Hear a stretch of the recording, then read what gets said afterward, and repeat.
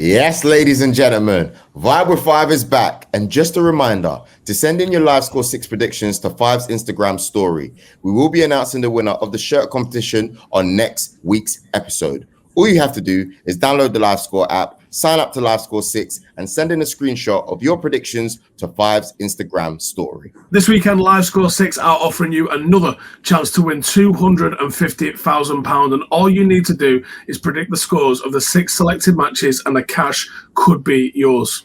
Make sure you click the LiveScore link in the top right or in the description. Download the app and sign up to LiveScore 6. Predict the 6 scores for a chance to win the £250,000 prize. Only in the UK and Ireland, and you have to be over 18 to enter. Full T's and C's apply. Tune in to the end of the show where we will be sharing our LiveScore 6 predictions for this week. It's a vibe with five, and you already know this.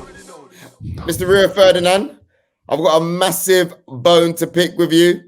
I'm not even going to announce the show the way we normally would. Where are you? And what the heck is happening with that video that's flying on YouTube at the moment? You've got to let us know what's happening and why me and Steve ain't where it's happening.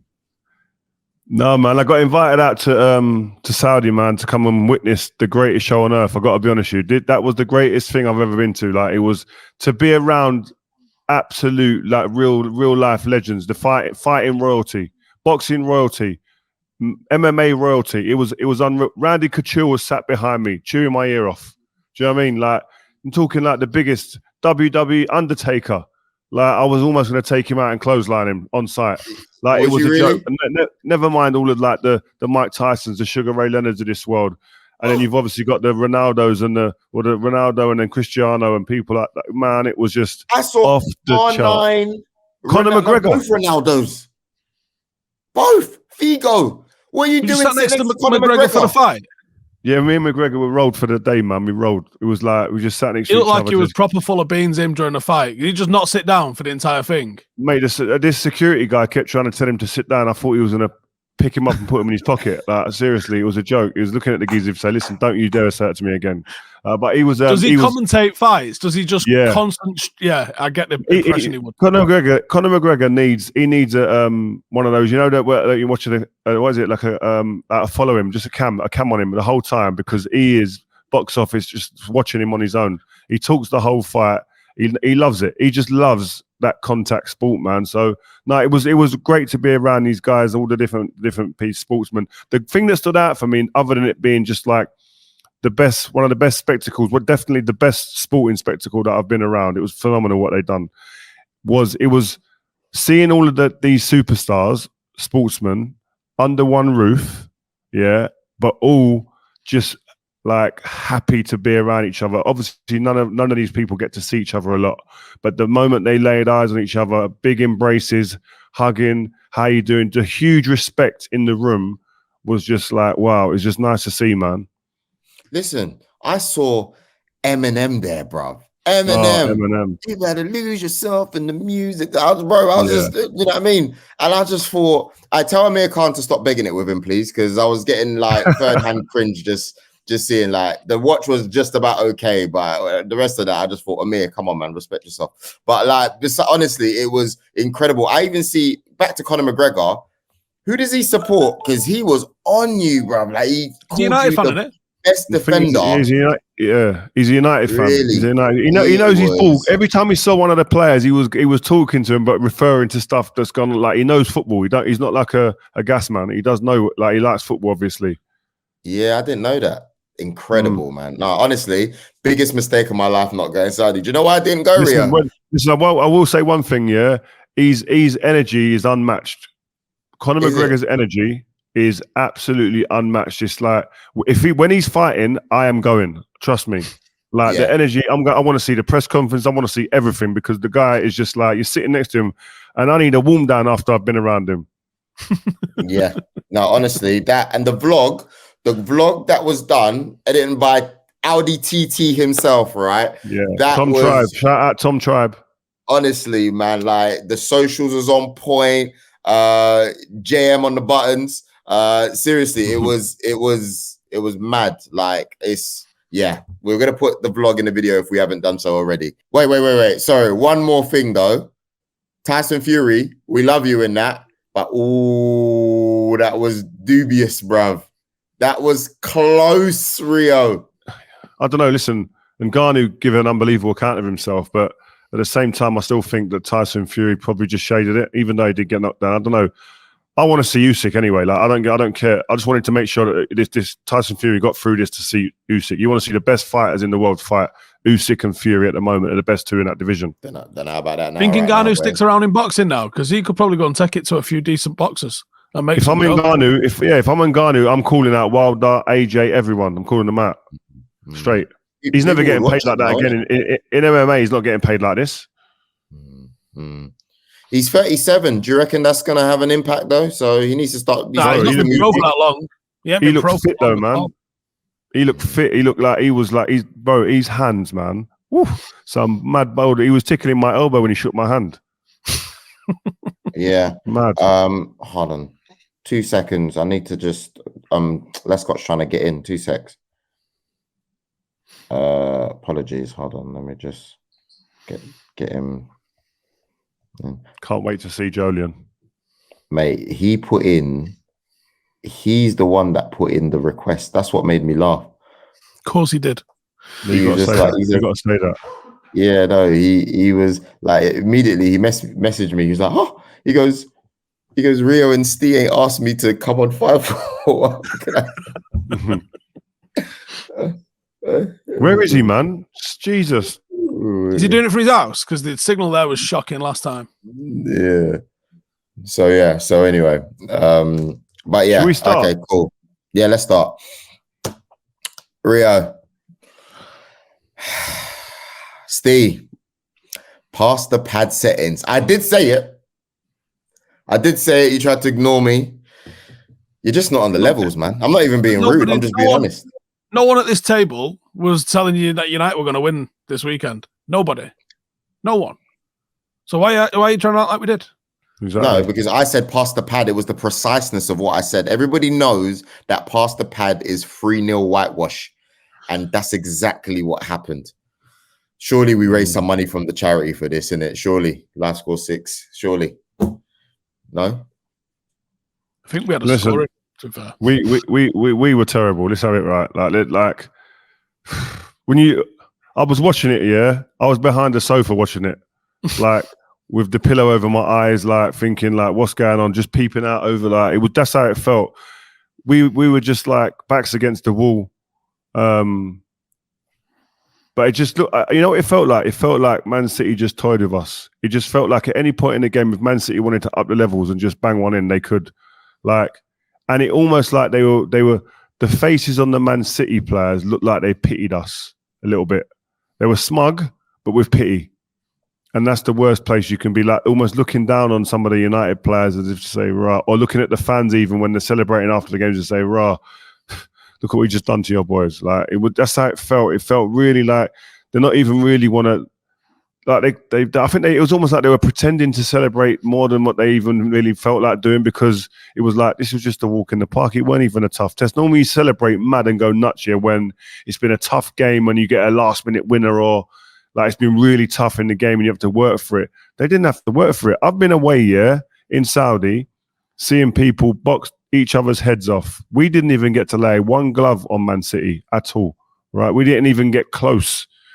So listen, I've played in games. We got beat 6-1 at Old Trafford. Like, so I've been there where it's been hard to get near the opponents like Man City and a top team. But this is happening far too often. Like we've been at Old Trafford numerous times where we're being sliced open through the middle of our team. Like, and you're thinking, like, right, is it a lack of effort? I don't think it's a lack of effort. I don't know. But you look at it sometimes, you think, are they really trying as hard as they can? I'd love to see the data and the stats. And I don't run on these metrics solely, but they do give you a little indication. Like, are you putting it in you? Is there enough high intensity runs in the right areas from you? They ain't the be all and end all, but they give you a little picture.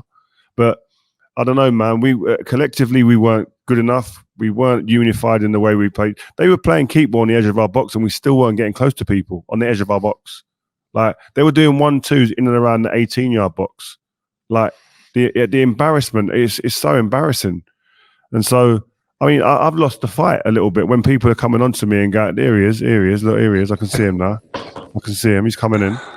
But I get people coming up to me and going, yeah, this, that, and the other about the team. I'm like, bro, I can't even like argue. I can't even fight. Why are you smiling? Why did you come in smiling like this? Because you sound upset. You sound hurt, man. Yeah, I am, man. I'm hurt. I've got to be honest. Steve, what are you saying? Turn your camera around if you can. Yeah. The thing is, like, it went exactly how you thought it was going to go. And the thing is, we didn't lay a glove on a team that did exactly what we knew they were going to do. There was nothing in the way City played that was a surprise. Like, they put 5 against our 4. You know, they started with a 2, they got a 3, they've got a 5 up the top. They overloaded in the areas we knew they're going to overload. You know, they attack with 2 down each side. They go short to the ball when someone's got it. There's always a third man run. They're so calm and composed in possession. The one thing that stood out to me is United had opportunities for the switch all day long, and nobody with the ability to play them. You see the likes of Rodri and Stones getting on the ball, and they've got a 35-yard knock in them. And it's not a long ball, it's a long pass, and it's an accurate pass. And it's not like one that takes 3 weeks to get there. It's a good bit of a fizz. And they do that all day long. They'll suck you into one side, they'll play it short, rondo and switch it. Yeah, a couple of passes, and then bosh, it's gone the other way. And they did that to us at ease. And they never even got to out of second gear, really. They never really had to shift through the gears and blow us away. They was walking around fucking texting and beat us. Like, it was too simple. And it was only with everything that you know that this City team do. The thing that's worrying for me is I think you can get to their level on the ball, because I think what they do is very simple, but it's like world-class basics, what they do. I don't think it's like really overly difficult to do what they do on the ball. But I don't know where the weakness is. I don't know how you attack. Like, they're so good from a defensive point of view that I don't know how you go, oh shit, how do you put them on the back foot? Like, I apart from, you know, can you try and match them in possession? And that's hard work. Certainly with that United team. You know, you've got the only one player that I think from that United team that could have gone and played for City was Eriksen.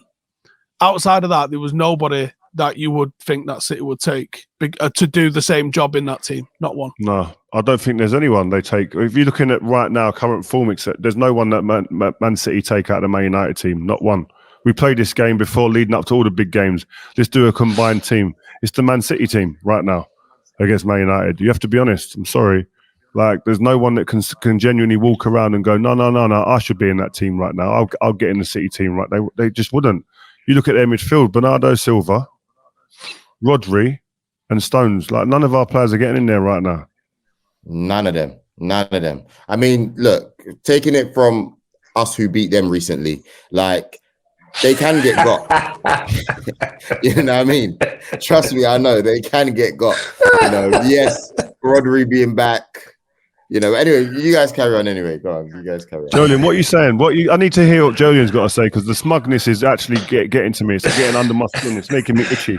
Yeah, I was just saying, like, I reached out to Joel because Steve doesn't really text me anymore for no like pre-derby shows or anything like that. So I just wanted to make sure he's okay. Really, you know what I mean? Normally I get a little message in the build-up, concern message, but I didn't get that.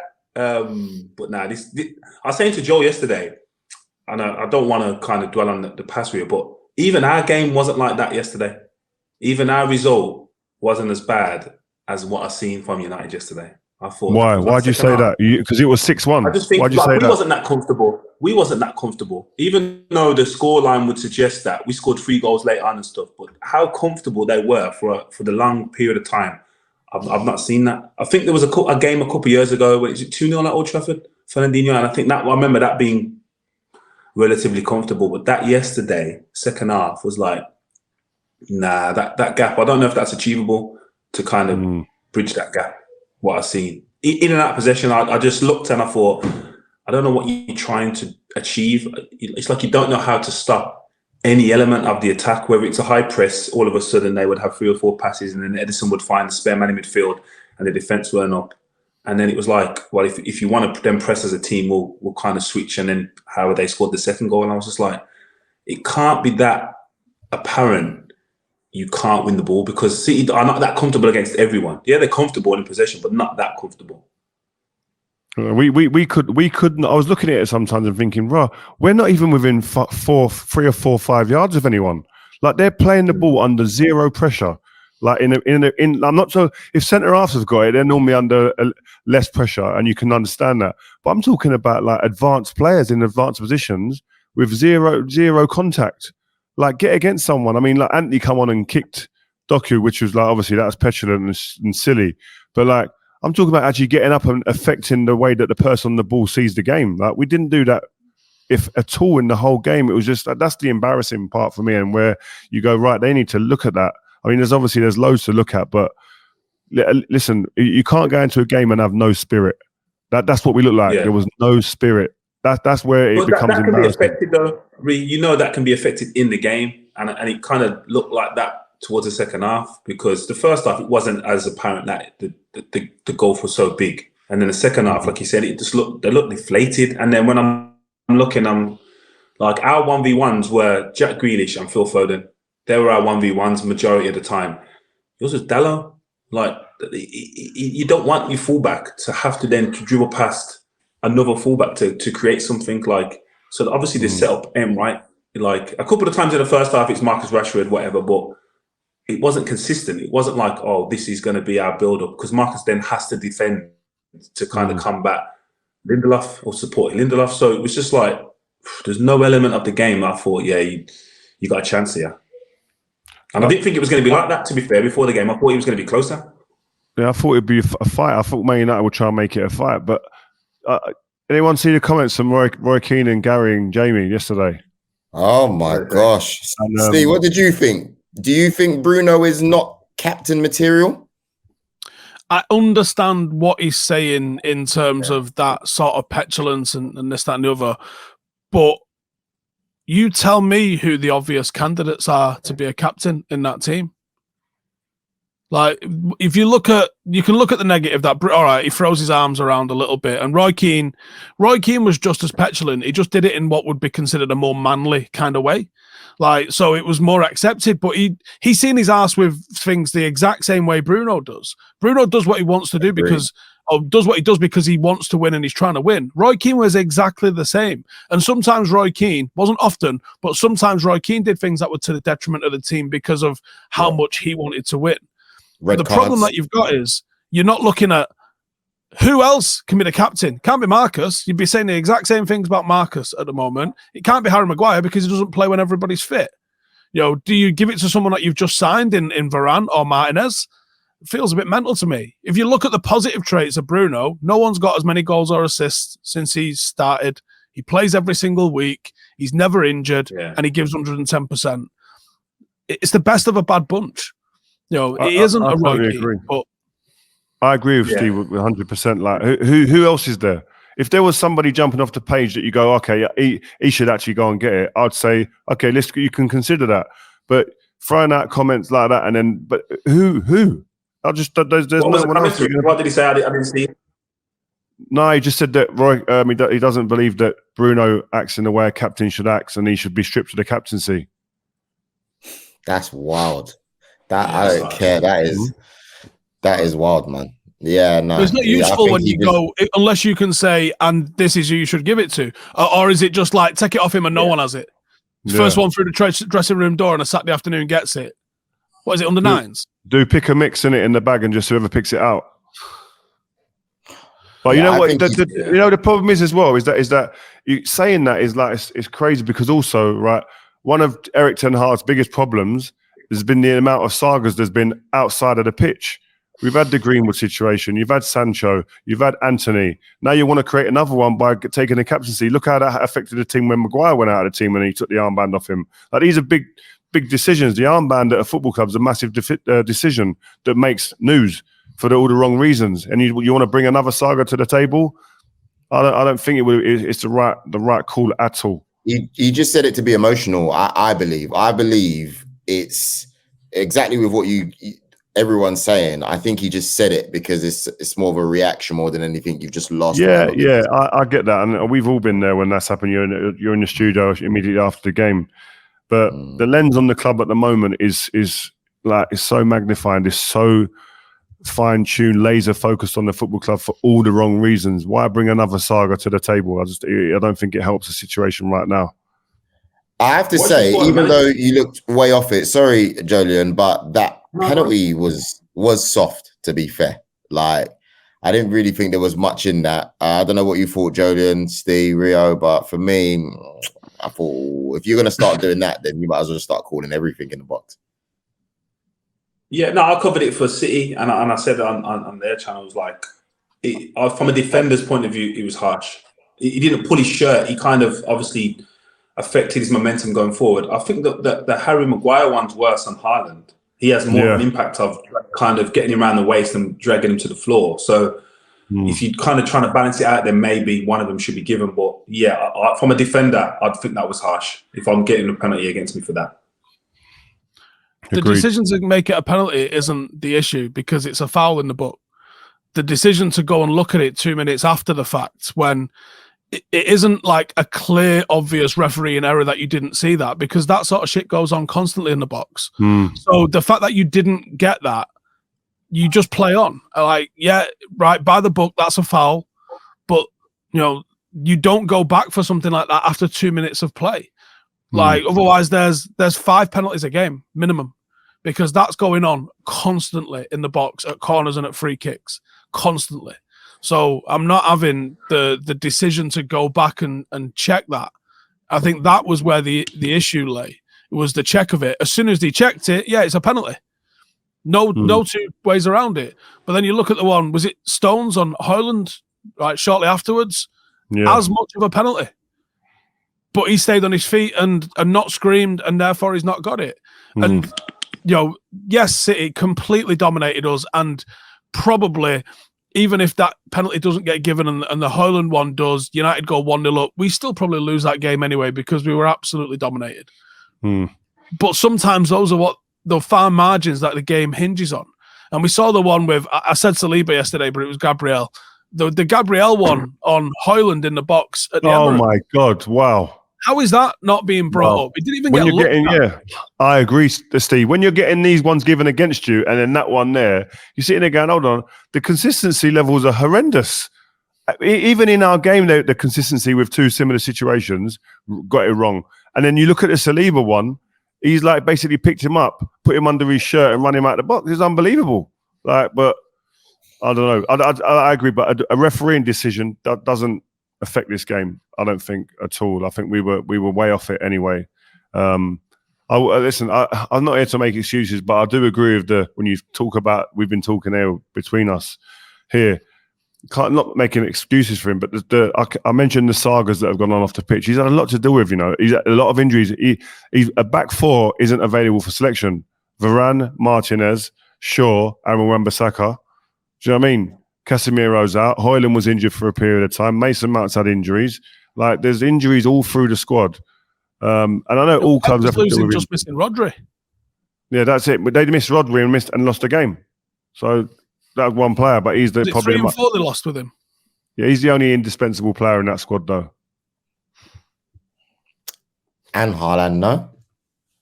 No, we really don't play. Alvarez scores. Alvarez is, Joe, I'll give him some props. Alvarez is doing bits at the minute, slotting into being like this second striker in the absence of Kevin De Bruyne.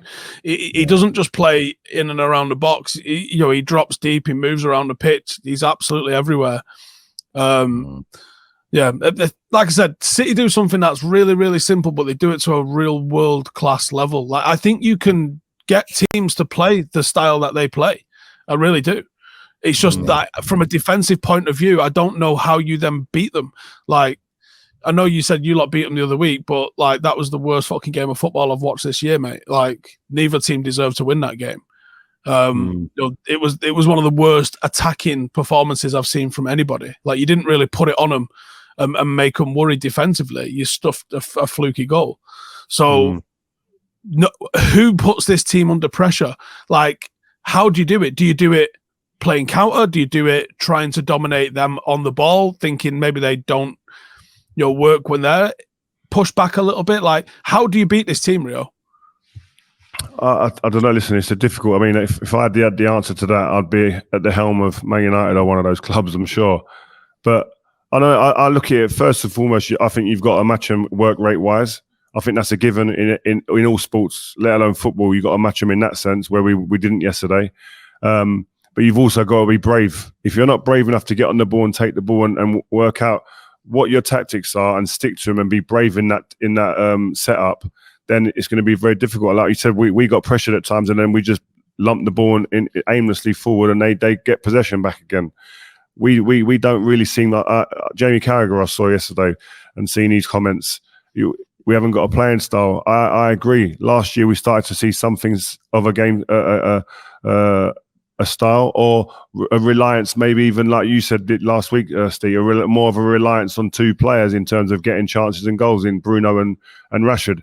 And if they don't perform them two, then we look very lost and aimless in our approach. And that's where I think we are at the moment. If Bruno isn't creating and Marcus isn't scoring, I don't know where we get to. I don't know what we are at all. Have you seen the quotes from Ten Hag? Yeah, he said that Man United are never going to play like an Ajax team that he had because them players are different to the ones he's got now. Is that saying that the players that he's got now ain't good enough to play that type of football? Do you want me to read the full quote out? Go on then. So when asked if he'll be able to play the same football with United that he did with Ajax, he said never, which is quite worrying. We will never play that football because those were different players. This is also not why I came here. We're playing different football than I showed at Ajax because we have to, because I can't play the same way. The players decide how you play. Ajax had a very typical and characteristic style of play. With United, I will always show different football. I did so last year as well. We play much more direct because I have the players for that here. Do you know what my problem with that is, though? He had Donny van de Beek there. He had Antony there. He had Martinez there. He had Onana there. And some of the rest of the players that made up the rest of that Ajax team, or the various different Ajax teams, the likes of Tadic and stuff like that, I think United have got better talent than that here. I understand on one hand, yes, you have to play towards the strengths of the teams that you've got, but you've signed quite a few players. Like, if he'd have come out and said, I don't want to play the same way I played at Ajax and I'm going to go in a different direction, that's one thing. But when you say, I haven't got the players here, well, you got quite a few of the players here.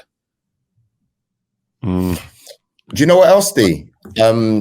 Obviously, what you're saying makes a lot of sense. When you actually look at the stats as well, all your forwards, man, like literally, they're not turning up. If we're looking at the Premier League, Anthony, 403 minutes, 0 goals, 0 assists. Yes, he's been going through stuff. Okay, cool. But still, 0 goals, 0 assists. Garnacho, 227 minutes, 0 goals, 0 assists. Hojlund, 420 minutes. 0 goals, 0 assists. Martial, 217 minutes, 0 goals, 0 assists. Rashford, 761 minutes, 1 goal, 1 assist. Sancho, 76 minutes. Obviously, he's not been around. 0 goals, 0 assists. It's not good enough, man. Do you know what I mean? It's deeper scary than that as well, because just looking at the amount of minutes someone's played doesn't tell you what they should have. Marcus, up until the weekend, was only 1 shot behind Haaland. Wow. So when you start looking at the conversion, it ain't good enough.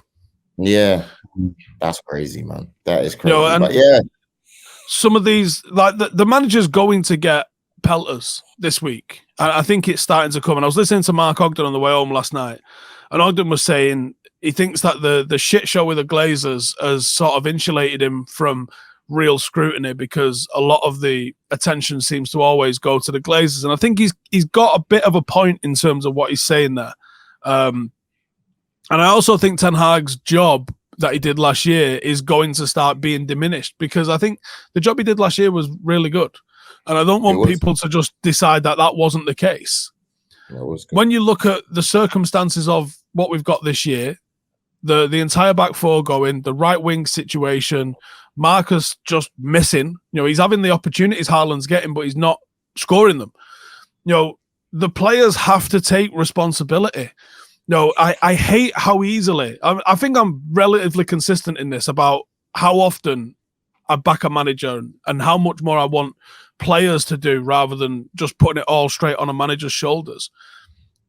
The whole back four coming back, you would think changes a little bit of what we do. Maybe it gives us a better platform to start owning and dominating the ball. Casemiro coming back, you would hope, allows us to start doing that. But then there are things that the manager has done or is doing that require examination. We were more secure with Amrabat in the middle of the park. He brings Mount on. We lose that middle of the park security, and I don't know what Mount's on the pitch to do. Are you asking McTominay to be a 6 because I've got that T-shirt and it don't fit? So you want McTominay in there because he's almost like the new Fellaini. He's chaos in the box, but he's also chaos in your box, and you ain't going to be playing out through him. You buy Mount, but you buy Amrabat when you've also got Casemiro, you've also got Eriksen, who's probably the best footballer in terms of raw footballer at the club. How do you fit all of these into a team? If everybody's fit, what does Ten Hag's Manchester United look like? But then on top of that, Steve, he plays Bruno on the right as well. You know what I mean? It's just confusing everything. Obviously, Hojlund coming off after 73 minutes, you're thinking, who's going to hold up the ball now? You know, who? We weren't holding the ball up anyway, so I kind of get that from sort of an angle, but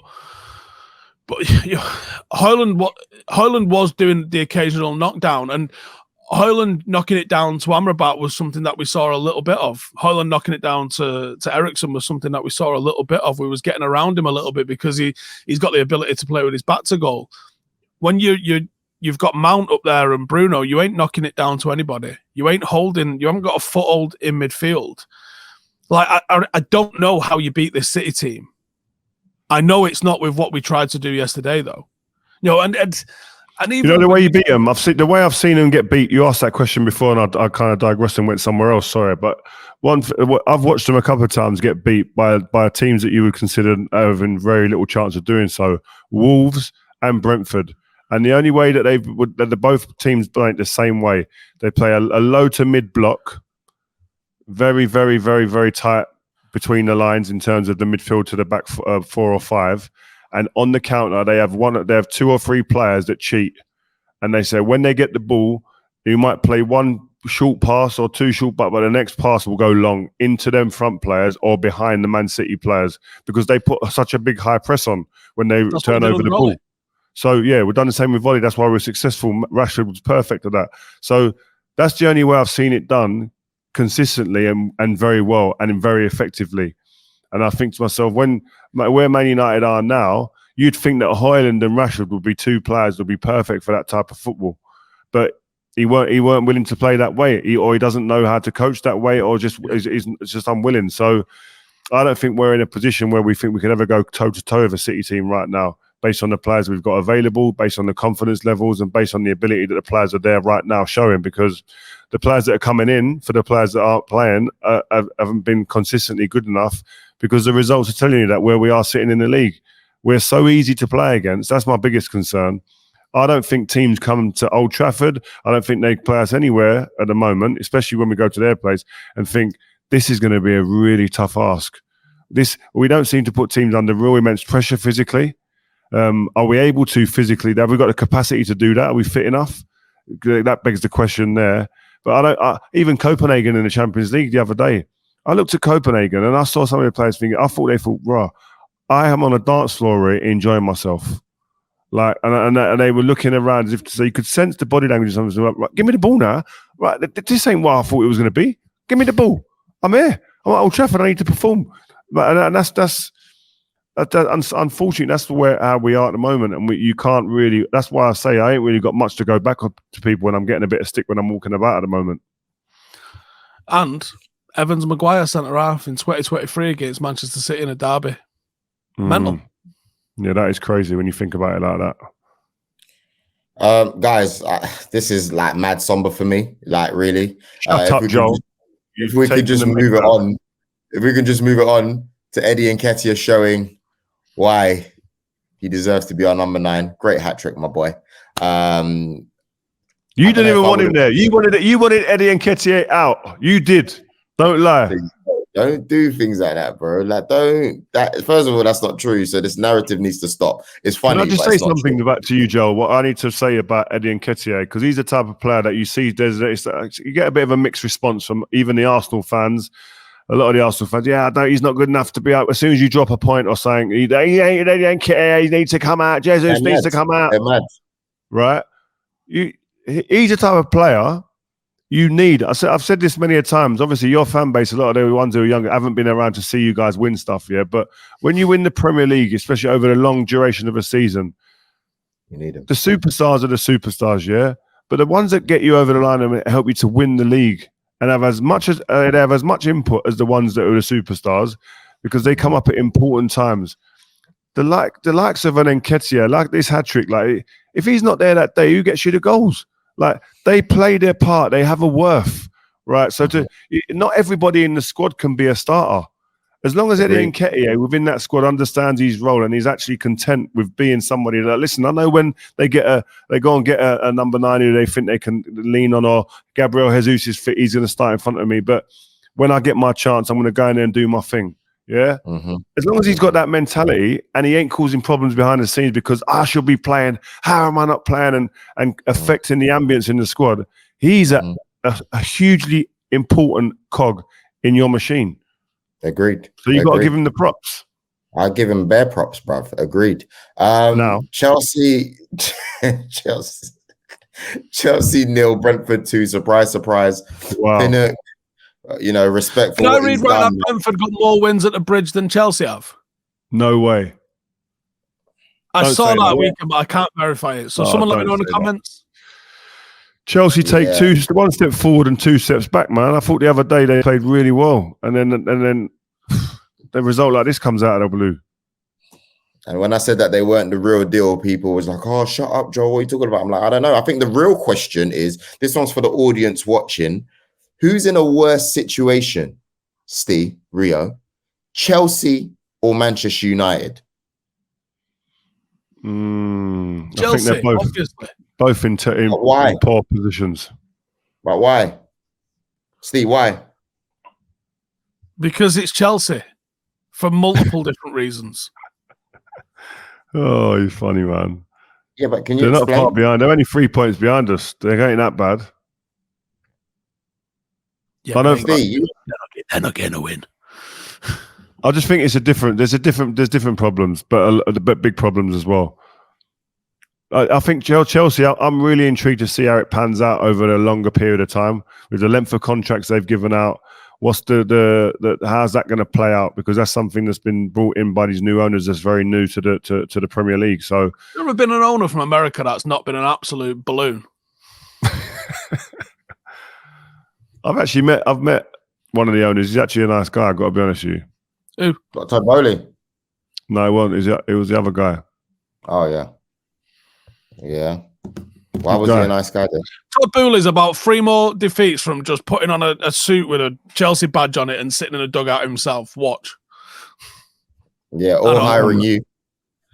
Or hiring you. Hire me. Just me and Ash are for hire. We'll do 1 game, then you can sack us. I'll buy a new house and it's all good. You know what I mean? Man. Yeah, well, to me, I don't regret either, to be honest with you. So either way, whatever. I don't care what happens to both of you. You got Palace. You've got Palace 1, Tottenham 2. Look, let's just put this out there. It's very early on, but can Spurs generally challenge, or are we like? Oh, wait! If you've been wearing sunglasses and smoking cigars, thinking that you could win the league, who's going to stop Arsenal? You tweeted on Saturday, right? Yeah. If you can have that sort of energy about Arsenal, why can't you have it about Postecoglou, a man that actually knows how to win leagues? Yeah, because it weren't the Premier League that he won, is it? Do you know what I'm saying? Yeah, it's a different animal. Arteta's not won fuck all, mate. So how about? Yeah, but it's a different animal, though, isn't it? But it's a different animal. Yeah, but Arteta's never won it, though. But he's never won a league. Never won a league.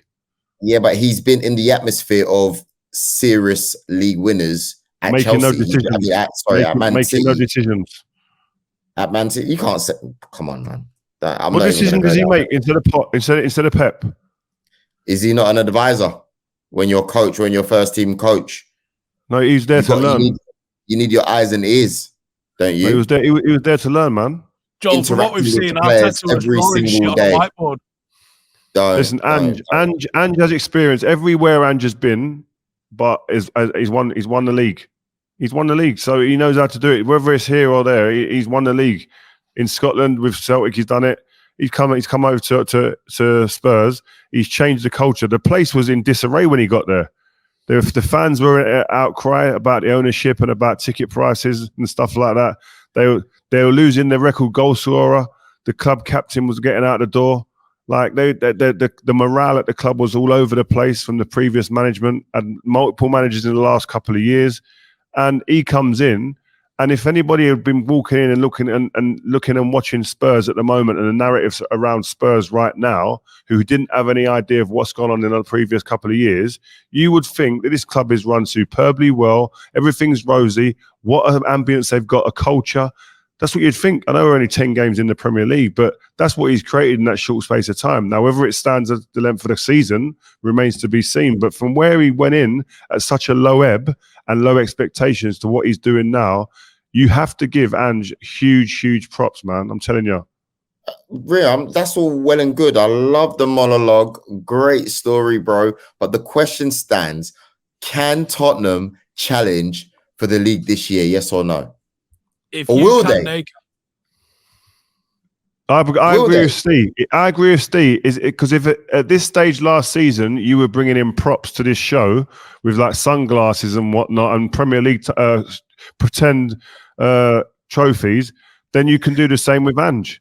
I wouldn't go that far, but you can't sit here and start questioning anybody that is getting above their station about Spurs right now. Not you, of any people.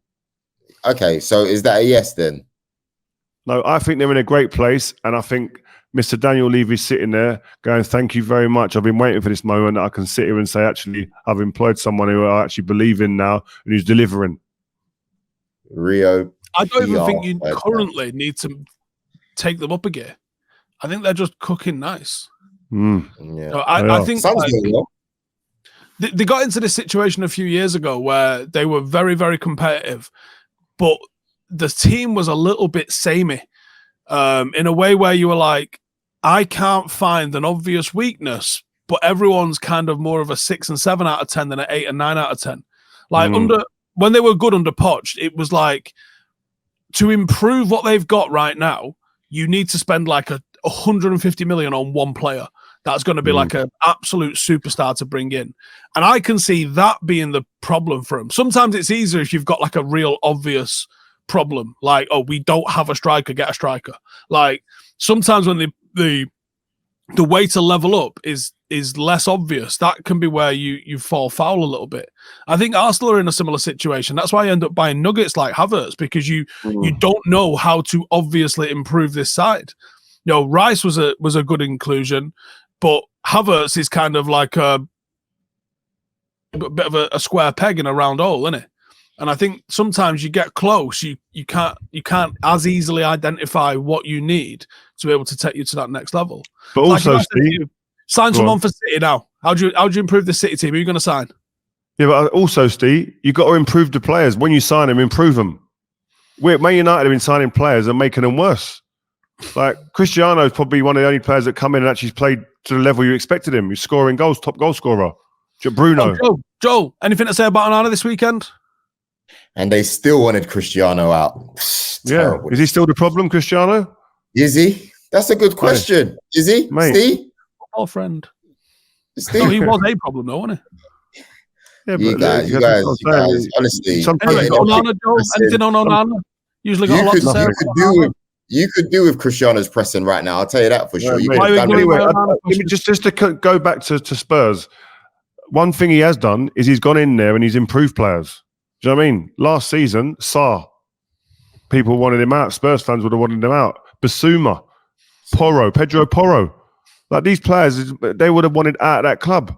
You got Son last year was on it, didn't play well, no confidence. Son and Maddison teaming up, that double team there, it is on absolute fire. Romero and Mickey van der Ven are arguably the best pairing at the moment in central defence in the Premier League on form. They've been immense. This Mickey van der Ven, bro, he is the real deal. He's the real deal. I see him, his debut the other day for Haaland. I've seen him up front, up close twice this season, and he looks supremely comfortable for a young centre-back that's come into a new league. So watch this space for this kid. He's leaving them. He's definitely leaving them. Going back to Cristiano about him being a problem. Sorry, I love this whole Saudi stuff that you're doing here. Yeah, but is he happy over there, Rio? Like, is he? Bro, you know what? I'm gonna say something. Go on. Hey, I said to him, like, bro, listen, man, you look like you're having a time of your life. You look like you're enjoying. He said, what's there not to love, man? Like, he's there. He said, listen, everything, his family are happy. His family are being taken care of. His family are enjoying themselves out there. They're not missing anything back in England or wherever they was before. Like, he's playing football, he's scoring goals. You see him on the pitch, he's happy. Yes, there's going to be a few things that aren't tip-top, and maybe the facilities aren't where he's been accustomed to having them. But that's just, he went in there knowing that. Do you know what I mean? He ain't going in there with his eyes closed. He understands that. United. Yeah, but he's there. You can see. I said to him, man. He said, bro, look, I can't not enjoy this, man. Like, and by the way, he's walking into the building with some of the biggest sporting legends ever under one roof, and he is stand out the superstar in that building still. It's nuts. It's not. And when people say, oh, there's other sports that are bigger than football. No, there ain't. I'm telling you, there's no bigger sports than football. Football is a standout sport. NFL, NBA, don't care who you are. No, they can't compete with football. Was he sitting next to the sheikh? I just see he was like. Where else do you think he's going to sit? That's what I'm saying. His Excellency is going to have only the biggest dons next to him. Cristiano was next to him on his shoulder, isn't he? That's how it goes. The biggest person gets the best seat in the house next to the main man. He had it. Eminem was down the line somewhere. Man, that's the biggest mistake I've made in my life. I'll tell you that for sure. Do you know why, Rio, I didn't go? Do you know why I didn't go? Because I didn't think anyone of relevance was going to be there. Wow. So when you see that I'm getting on planes and stuff like that, you know it's going to be the real deal.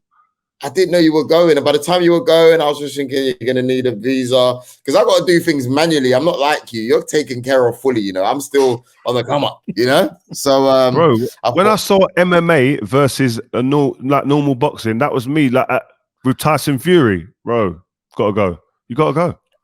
I thought it was going to be like some jokey. I just thought, come on, man. Like, there's no real challenge in this. But boy, and also Mike Tyson's in his corner. Was like, I'm thinking, bro, I might get to see Mike Tyson close up again. What was he like? Anyway, next time. Well, oh, you didn't get to see him. I said, what was he like? But next time you said you didn't get to see him. No, I got to see him. You didn't watch the match with Ricky Hatton, did you? No. I see Ricky a couple of times. See him in the airport. He had a Man City hat on, so I kind of just I almost dragged it off his head. Yeah. But I thought better of it. No worries. But anyway, just to run down the rest of the results very, very quickly. Obviously, Villa beating Luton 3-1. I'm loving the way the RB's looking. Shout out Emery.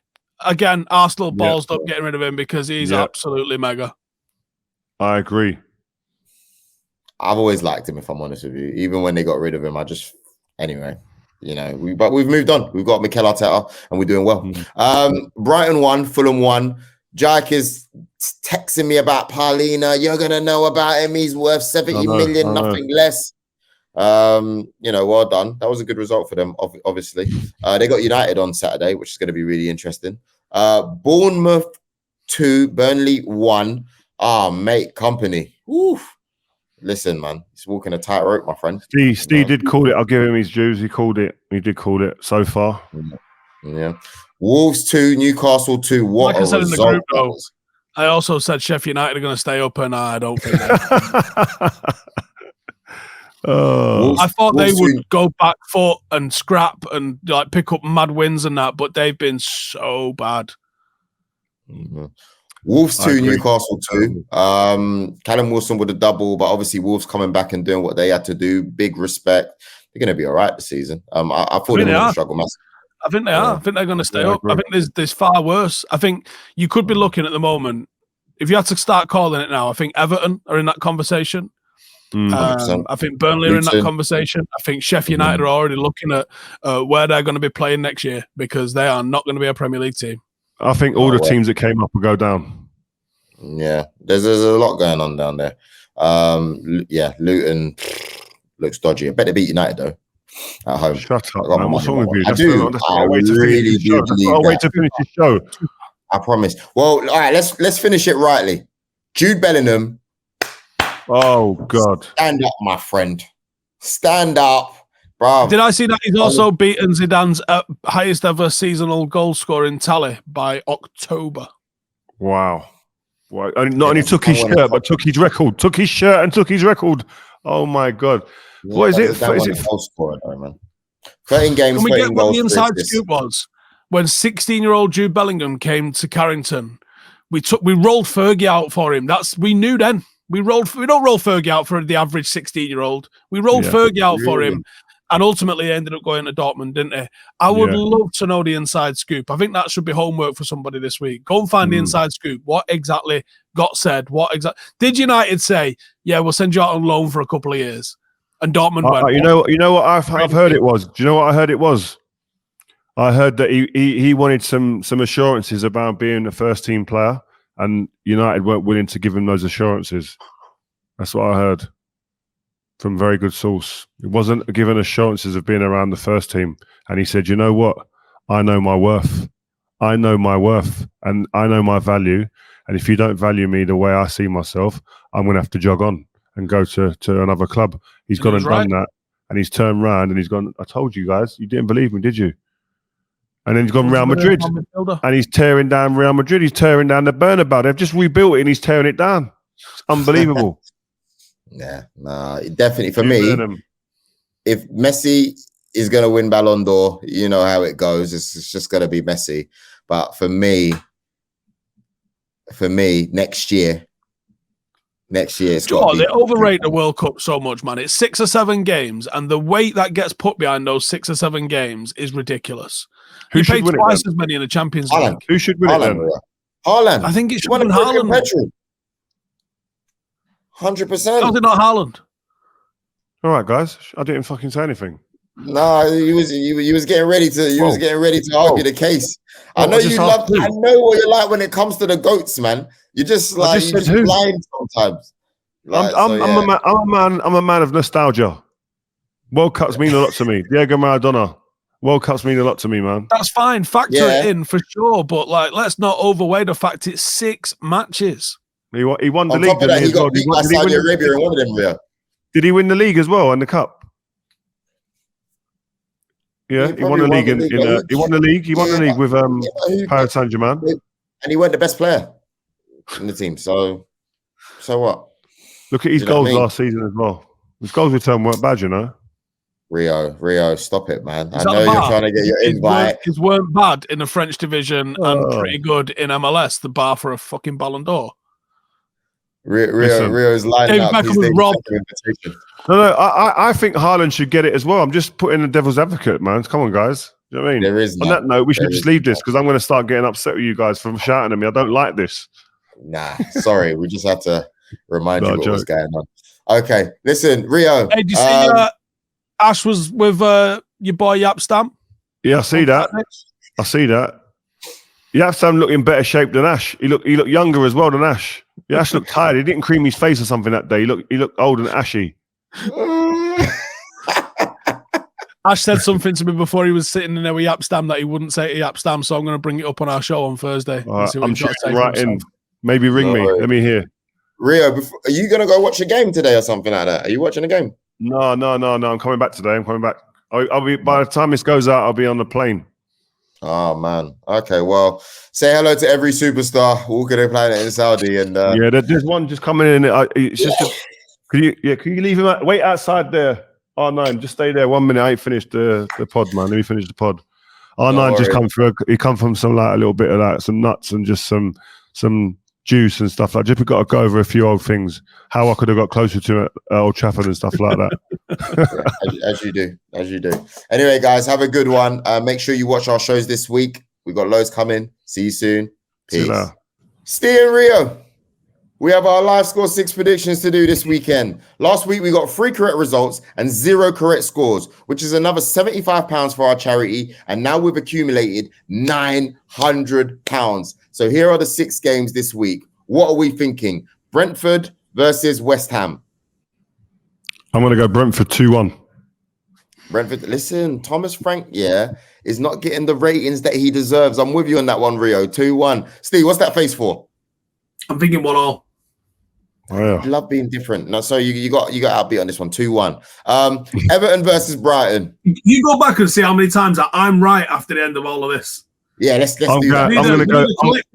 How right Steve was. I'm going to go Brighton to win 2-0 away from home. Yeah, that's not tough. Though, Is it Brighton or no? Everton. Oh, yeah. 4-0. I'm saying 3-0. So can we split down the middle? All right. 3-0. Garbage. 3-0. Man City versus Bournemouth. 4-0. Man City. Yeah, 4-0. 4-0 City. I'll take that. Newcastle versus Arsenal. Oh, 2-1 to Newcastle. No way. Where is it? The Newcastle. St. James's Park. Yeah, 2-1 Newcastle. Nah, man. I'm saying 2-2, but obviously you guys have got the majority, so go for what you're saying. Nottingham Forest versus Aston Villa. Villa. 2-0, 3-0 Villa. Yeah, I'll go 3-0 Villa. 3-0 Villa. Luton versus Liverpool. Liverpool 3-0. 5-0 Liverpool. 5-0 Liverpool. Enter by 3 p.m. on Saturday, the 4th of November for a chance to win. You got to be 18 plus. UK and Ireland only. Full T's and C's apply.